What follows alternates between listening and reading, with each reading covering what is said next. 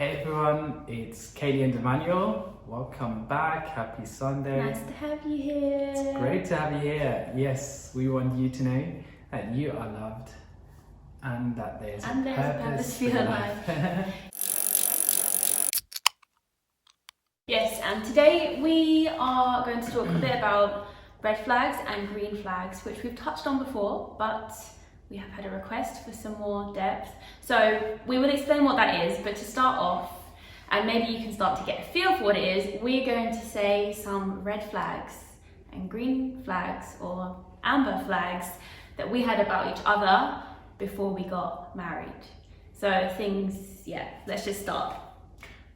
And just to add, it's important to talk about or think about red and green flags before you make decisions, because they're the ones helping you make good decisions. Yeah. Okay, so a red flag I had about you was, I didn't know if you'd You had a red flag? Well, okay, maybe it was like orange. Alright, yeah. You sure it was orange? It was green? orange. That's Just alright. orange. Was maybe you'd be a bit too serious.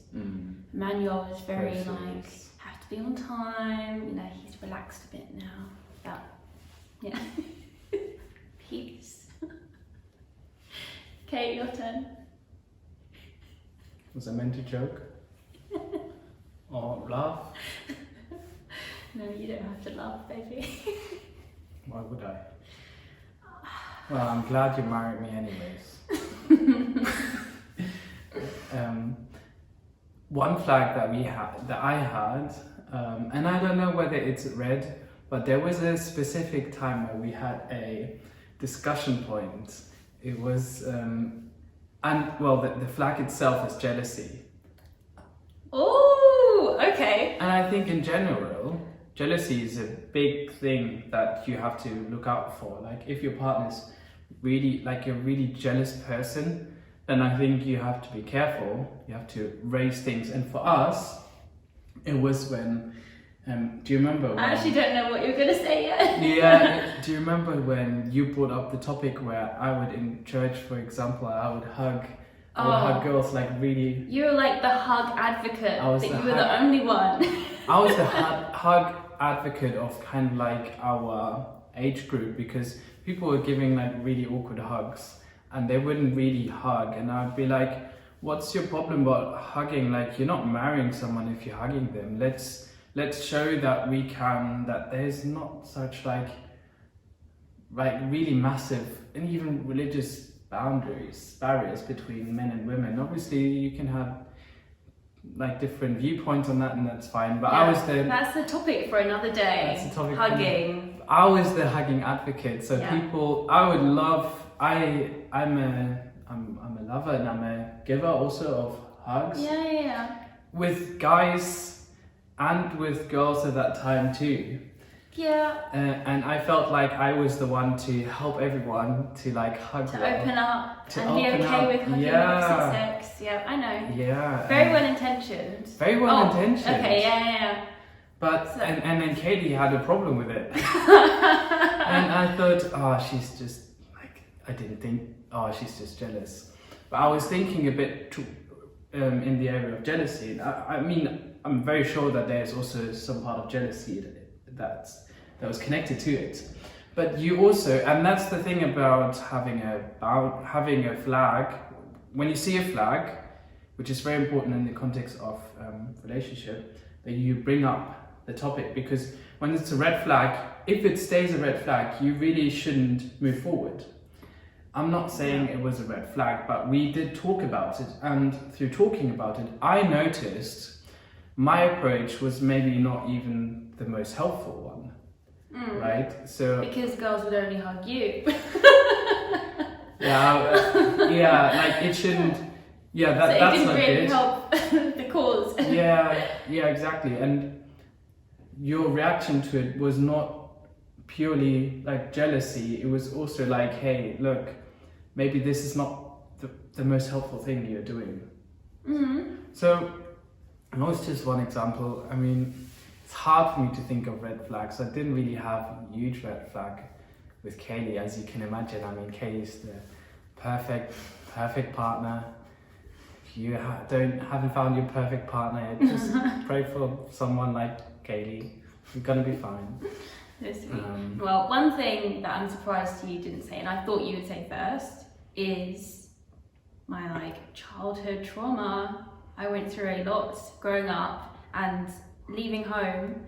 I met Immanuel just before I left home, and that was like peak stress, peak financial debt, everything. So I would have thought that would be, I think if someone is in that kind of highly stressed situation, it is important to talk about that. And we did a lot.